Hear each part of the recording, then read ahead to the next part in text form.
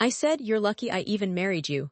He filed for divorce the next morning. I need to tell someone what I did, and you're going to think I'm terrible.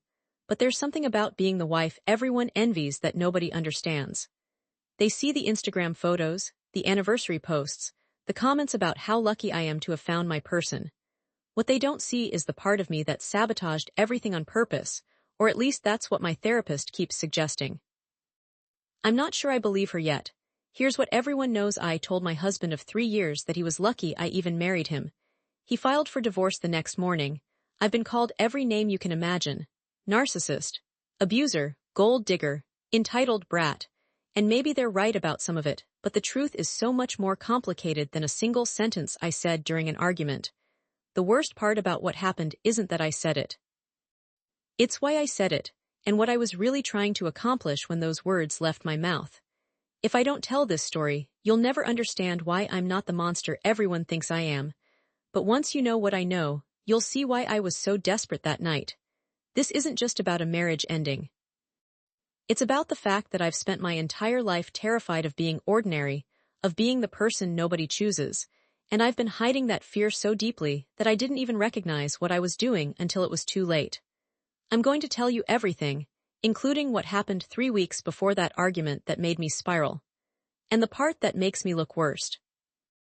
I'm saving that for later because you need to understand who I was before I met Daniel, and who I became when everyone started telling me I'd won the lottery by landing him. My mother used to say that pretty girls who aren't quite pretty enough have it the hardest. She'd look at me with this mixture of pride and pity, like she could see exactly where I'd land on the scale of life's winners and losers. I was the girl who got asked to dances, but never by the guy I actually wanted. One who got compliments that always had a qualifier. "You're so pretty, for someone with your body type. You'd be gorgeous if you just fixed your teeth. You have such a pretty face." I learned early that I needed to be exceptional in other ways. I got straight A's, I became president of 3 clubs, I dated guys who looked good in photos, even when they treated me like an accessory.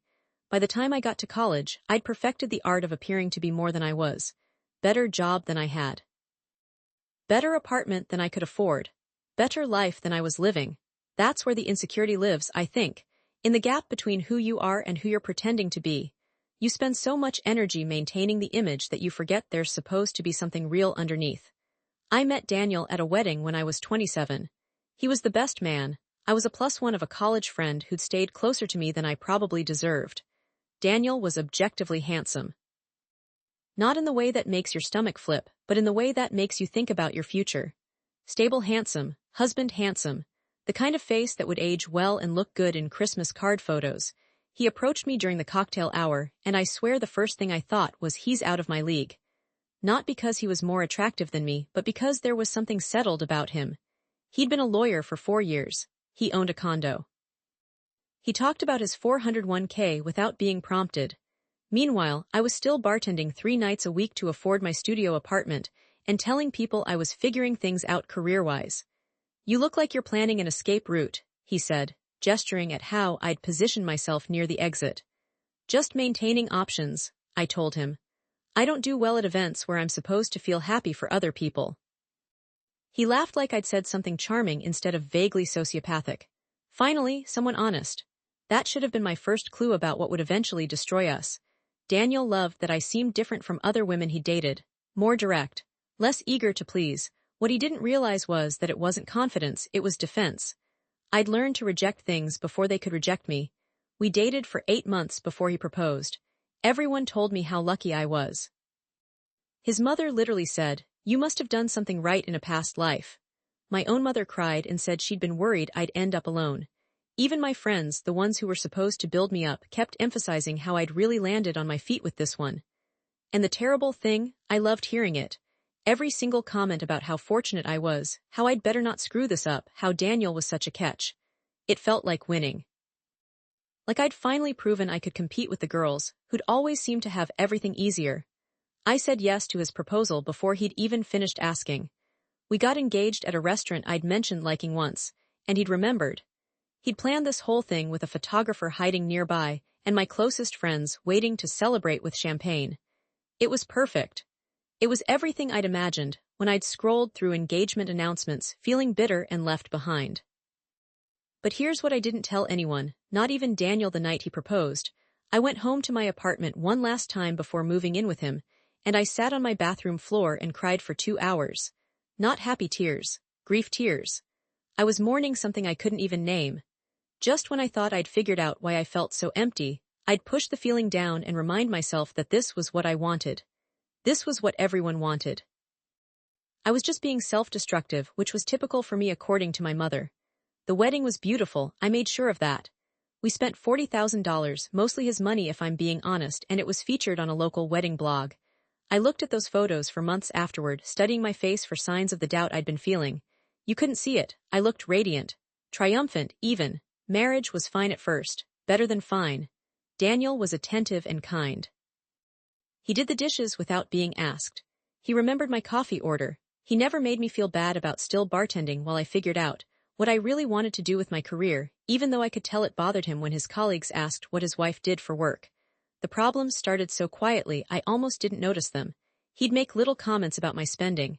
Do you really need another dress? Or maybe we should talk about our budget for going out. Reasonable things. Husband things, but they made me feel like I was being managed, like I'd signed up to be improved. I started picking fights about stupid stuff. The way he loaded the dishwasher. How he always wanted to go to bed at the same time. The fact that he called his mother every Sunday without fail. I told myself I was just adjusting to married life, that all couples went through this phase. The truth was, I was testing him. Pushing to see how much I could get away with before he'd leave. Because somewhere deep down, I didn't believe someone like Daniel would stay with someone like me unless I maintained perfect performance. And I was so tired of performing. Everyone online thought I was living the dream. I posted photos of weekend trips and flowers he'd bring home and sweet notes he'd leave on the bathroom mirror. I got hundreds of likes. Comments from women saying, relationship goals, and you're so lucky. And every single comment felt like evidence that I was pulling off the con of my life. About a year into our marriage, Daniel sat me down for a check-in. That's what he called it, a check-in, like I was a project with quarterly reviews. I feel like you're not happy, he said, and I don't know how to fix it because you won't tell me what's wrong. Nothing's wrong, I told him. I'm fine. Why does everyone always assume something's wrong with me? I didn't say something was wrong with you. I said you don't seem happy. Maybe I'm just not one of those people who goes around grinning all the time. Maybe this is just my face. He looked at me like I was a puzzle he was trying to solve, and I hated it. I hated that he was trying to figure me out, to fix whatever he thought was broken. Because if he actually succeeded, if he actually saw who I really was underneath all my careful construction, he'd realize he'd made a terrible mistake. I just want you to talk to me, he said. I feel like I'm married to someone who's only half here. Well, maybe you should have thought about that before you proposed to someone you barely knew. It was a cruel thing to say, especially since it wasn't even true. But cruelty was easier than vulnerability. Pushing him away was easier than admitting I didn't know how to let him in. I thought I was protecting myself, but really I was building the wall that would eventually separate us completely. And the worst part? I could see myself doing it. I just couldn't stop. Things got worse after that conversation. I started staying out later after my bartending shifts, getting drinks with coworkers and not texting Daniel to let him know I'd be late. Not because I was doing anything wrong, but because I liked the feeling of him worrying about me. It meant he still cared. It meant I still had power in the relationship. He never yelled. He just looked disappointed, which somehow felt worse. I was worried, he'd say. I wish you'd just text me. I'm not a child who needs to check in, I'd snap back. I'm allowed to have a life outside our marriage. I never said you weren't, I just want to know you're safe. Reasonable, he was always so reasonable. It made me want to scream. Around our second anniversary something shifted. Daniel started pulling back, not dramatically, just subtle changes. He stopped trying to plan date nights. He stopped asking about my day. He stopped trying to solve the puzzle of my unhappiness, and instead of feeling relieved, I panicked. This was what I'd been waiting for, right? The moment when he'd realize I wasn't worth the effort. But now that it was happening, I couldn't stand it. I started trying harder. I'd cook his favorite meals. I'd initiate sex more often. I'd be the version of myself I thought he'd wanted all along.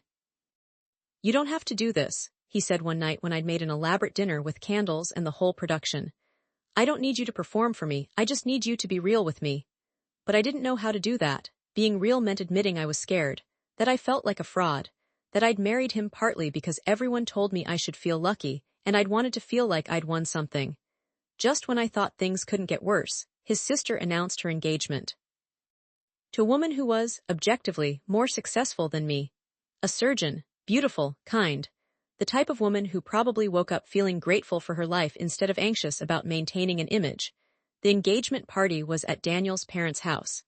Everyone was so happy, so celebratory. And all I could think about was how this woman was everything I'd been pretending to be. She didn't need to post on Instagram about her accomplishments because they spoke for themselves. She didn't need validation from strangers because she had actual substance. Daniel's mother kept comparing us. Not meanly, just observations. Isn't it wonderful that both my children found such accomplished partners? Except when she talked about my work, she couldn't quite hide the air quotes in her tone. I drank too much wine. I made comments that were just a little too sharp. I watched Daniel watching me, and I could see him calculating whether he'd made a mistake. Whether he'd married the wrong person. On the drive home he was quiet, not angry, just distant. "You were rude to my sister tonight," he finally said. "I was not, I was perfectly nice. You made a joke about how some people are born knowing exactly what they want in a way that was clearly a dig at her. Maybe she needs to learn to take a joke." "Why do you do this?" He wasn't yelling. His voice was soft, almost sad. "Why do you try to make everyone feel small when you're feeling insecure?" "I don't do that. You do. You've been doing it our entire marriage. And I've been trying to understand it, trying to give you space to work through whatever you're working through, but I'm tired. I'm tired of feeling like I have to walk on eggshells. I'm tired of being with someone who seems to hate being married to me." "I don't hate being married to you." "Then what is it? Because from where I'm sitting, it feels like you've been looking for an exit since the day we said I do." He wasn't wrong. That was the thing that made it so awful. He'd seen through me, and instead of denying it, instead of finally being honest, I doubled down. "Maybe I am looking for an exit. Maybe I realized I made a mistake." He flinched like I'd hit him. We drove the rest of the way home in silence. That night I couldn't sleep. I kept replaying the conversation, hating myself for saying something so deliberately hurtful, but I couldn't take it back. Taking it back meant admitting I was scared, and I'd built my entire personality around never showing fear. Things were tense after that. We started sleeping on opposite sides of the bed, careful not to touch each other. We'd have entire conversations about logistics, who was picking up groceries, when the rent was due, without ever saying anything real. Everyone thought I was fine, but privately I was unraveling. I'd scroll through old photos of us looking happy and wonder if I'd imagined the whole thing. Had I ever actually been happy, or had I just been good at pretending? 3 weeks before the divorce filing, something happened that I haven't told anyone about. I went to bartend my usual Thursday shift, and one of the regulars asked if I was single. He was attractive in a dangerous way, the opposite of Daniel's stable handsomeness. "Married," I told him, holding up my ring. "Doesn't mean you're happy," he said. And the thing that scares me, I didn't immediately shut him down. I let the comment sit there. I even smiled a little. Nothing happened. I didn't cheat, didn't even come close, but I thought about it. I thought about what it would feel like to blow up my life completely, to have a reason for my marriage to end that wasn't just my own self-sabotage. I went home that night and looked at Daniel sleeping. He looked peaceful, innocent, and I felt like a monster. That's when I started picking the final fight. Not consciously, but I can see it now in hindsight. I started criticizing everything. The way he chewed, how he organized the kitchen cabinets, his relationship with his mother. I was poking and poking, waiting for him to snap. He didn't snap, he just got quieter, more absent. He started working late, coming home after I'd gone to bed. And I told myself I didn't care, but I was keeping track of every slight, every sign that he was giving up on us. Then came the night everything ended. We'd been invited to his colleague's dinner party. One of those networking things that was supposed to be social, but everyone knew it was political. Daniel asked me 3 times if I was sure I wanted to go, which should have been my hint that he didn't trust me to behave. I wore a dress that was slightly too revealing for the occasion. I drank wine on an empty stomach. I laughed too loudly at jokes that weren't funny. Classic self-destructive behavior, my therapist would later call it. Daniel's colleague's wife cornered me in the kitchen. She was one of those women who weaponizes kindness, asking invasive questions disguised as concern. "So when are you two going to have Bobbies? Daniel would make such a wonderful father." "We're not," I said flatly. "Oh, you're waiting, that's smart. Enjoy your freedom while you can." "No, I mean we're not having children, I don't want them." This was news to Daniel, who'd appeared in the doorway just in time to hear me announce a decision we'd never actually discussed. His face went pale. "Can we talk about this at home?" he said quietly. "Why, it's my body, I don't need your permission to make decisions about it." Of course not, but it's something married people usually discuss. Well, maybe we're not very good at being married people. The room went silent. Everyone was staring. I'd finally done it. I'd made a scene big enough that there'd be no coming back from it. We left immediately. Daniel wouldn't even look at me. We drove home in the kind of silence that feels like violence. Inside the house, he finally turned to face me. Do you actually not want children, or was that just another way to hurt me in front of people I work with? Does it matter? Yes, it matters. Everything matters. Your feelings matter, your wants matter, but you have to actually tell me what they are instead of just lashing out whenever you're uncomfortable. I'm not lashing out. You're always lashing out. This whole marriage has been you pushing me away and then getting mad when I give you space. I don't know what you want from me. I don't want anything from you. It wasn't true. I wanted everything from him. I wanted him to see through my bullshit and love me anyway. I wanted him to fight for me the way people fight in movies. I wanted him to prove that I was worth staying for, but I couldn't say any of that. So instead, I said the thing that would end us. You know what? You're lucky I even married you. You're boring and predictable and you treat life like it's a checklist. I settled when I said yes, and we both know it. The words came out before I could stop them, and the look on his face, I'll never forget it. Not anger, not even hurt, just exhaustion, like he'd been waiting for me to finally say what we'd both been thinking. Okay, he said quietly. If that's how you really feel. He went to the bedroom and shut the door. I stood in the living room, waiting for him to come back out and yell at me to fight back, to give me something to work with. He didn't. I slept on the couch that night. I kept waiting for the guilt to hit me, for the reality of what I'd said to sink in. Instead, I felt numb. I'd finally done it. I'd finally pushed him far enough that he'd have to leave. I thought I was fixing things, but really I was confirming his worst fears about me, about us. The next morning, I woke up to Daniel already dressed for work. He was holding a folder. I'm filing for divorce, he said. No emotion in his voice, just fact. I've already spoken to a lawyer. You can keep the apartment. I'll move my stuff out this weekend. Wait, what? Just like that? Just like that? We've been dying slowly for 3 years. Last night was just the first honest thing you've said to me since our wedding day. I didn't mean it. I was drunk and upset, and it doesn't matter if you meant it. The fact that you said it means you've been thinking it.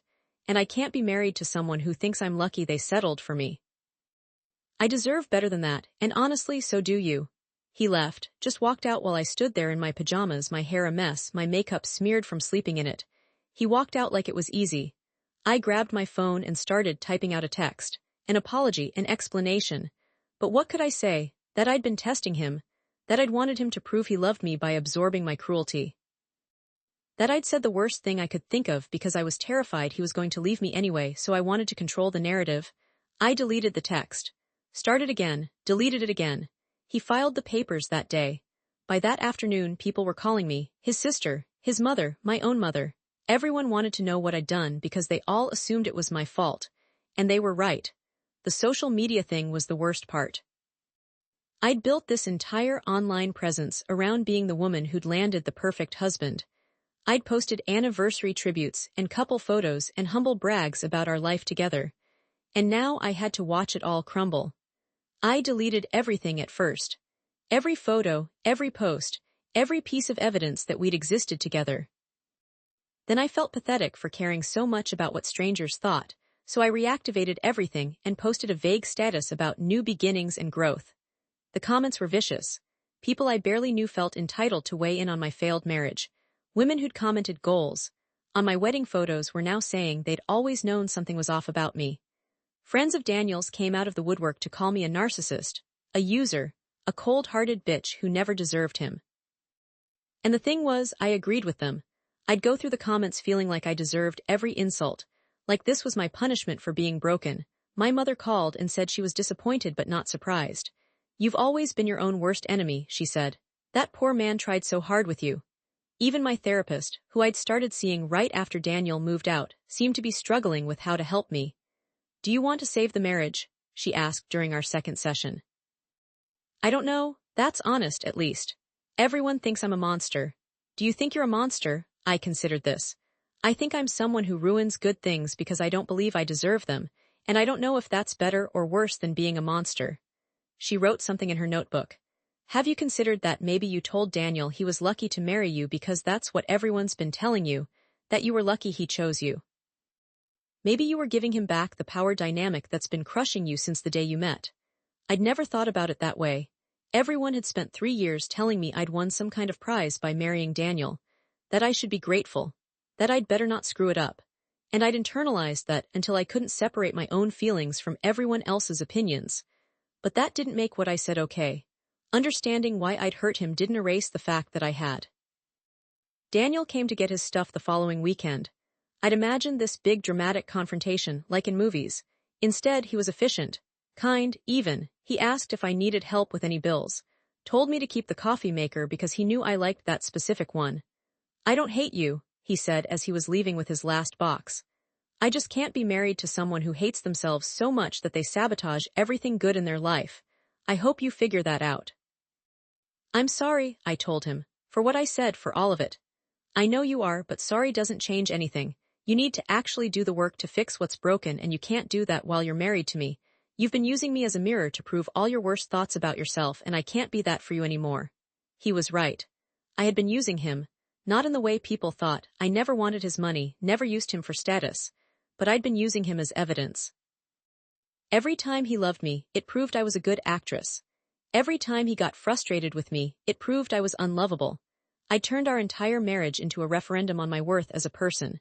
The divorce was finalized 4 months later. I didn't contest anything. I signed whatever papers his lawyer sent over. I moved out of the apartment we'd shared because I couldn't stand being somewhere that reminded me of who I'd pretended to be. I got my own place. A studio that was all I could afford on my bartender salary. I stopped posting on social media entirely. I kept going to therapy twice a week now. I think I wanted the marriage to fail, I told my therapist 6 months after the divorce was final. Not consciously, but I was so convinced it would end eventually that I made sure it happened on my timeline. I'd rather be the villain than the victim. And now, she asked, now that you got what you unconsciously wanted, now I'm alone. Which is what I'd been trying to avoid the whole time. The irony wasn't lost on me. I'd spent so much energy trying to prove I was worthy of love that I'd made myself impossible to love. I'd been so afraid of Daniel leaving me that I'd pushed him away. I'd wanted to be chosen so badly that I'd made sure to be rejected. Here's the part I haven't told anyone, not even my therapist. About 8 months after the divorce, I saw Daniel at a coffee shop. He was with someone. A woman who looked comfortable in her own skin in a way I'd never managed. She was laughing at something he'd said, and he had this look on his face that I'd never seen when he was with me. Relaxed, happy, present. I thought seeing him moved on would destroy me. Instead, I felt something unexpected: relief. Relief that he'd found someone who didn't need to push him away to feel in control. Relief that I hadn't completely ruined his capacity for happiness.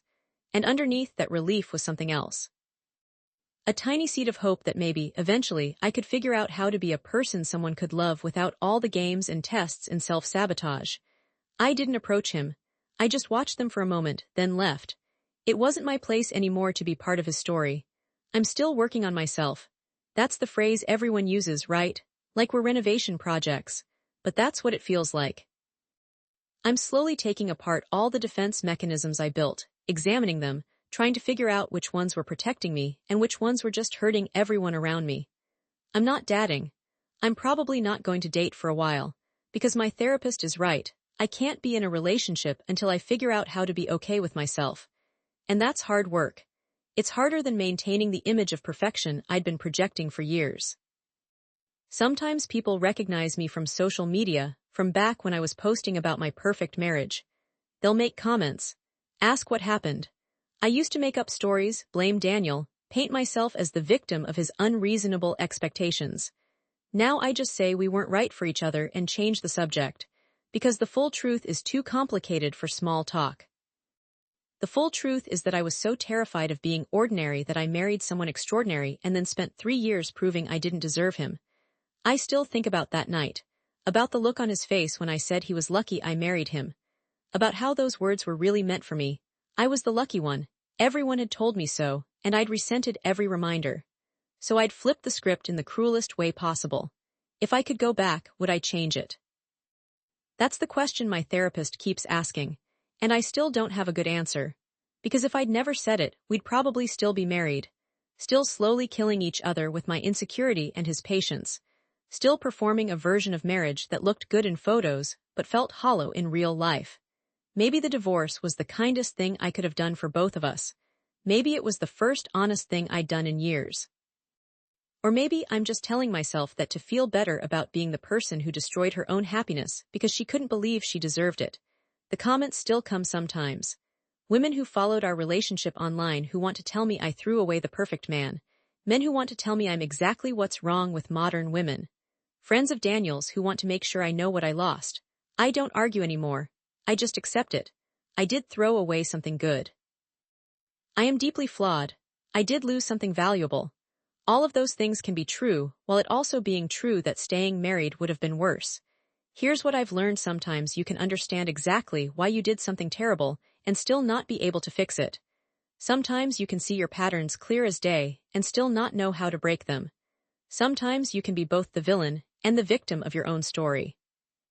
I said, "You're lucky I even married you," to a man who'd done nothing but try to love me through my worst impulses.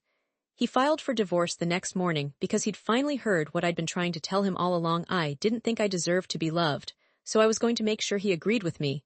And now I'm here, single, working on myself, trying to figure out how to be a person who can accept good things without destroying them. Trying to rebuild from the rubble of a marriage I demolished with my own hands. People want me to be either completely remorseful or completely defiant. They want a clean narrative where I'm either the villain who got what she deserved or the victim who was misunderstood. But I'm neither.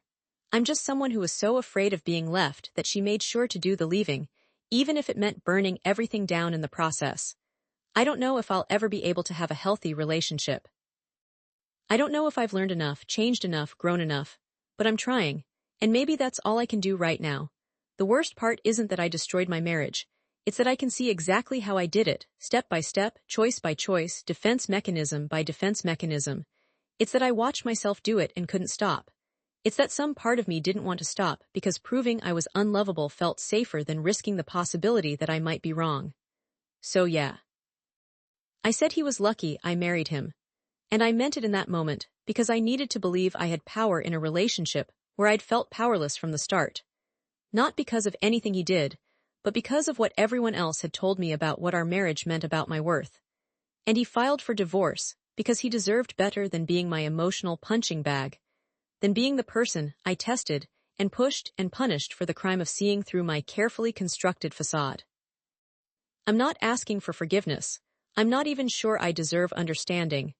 I'm just telling you what happened and why it happened, and admitting that sometimes the person who ruins your life is you.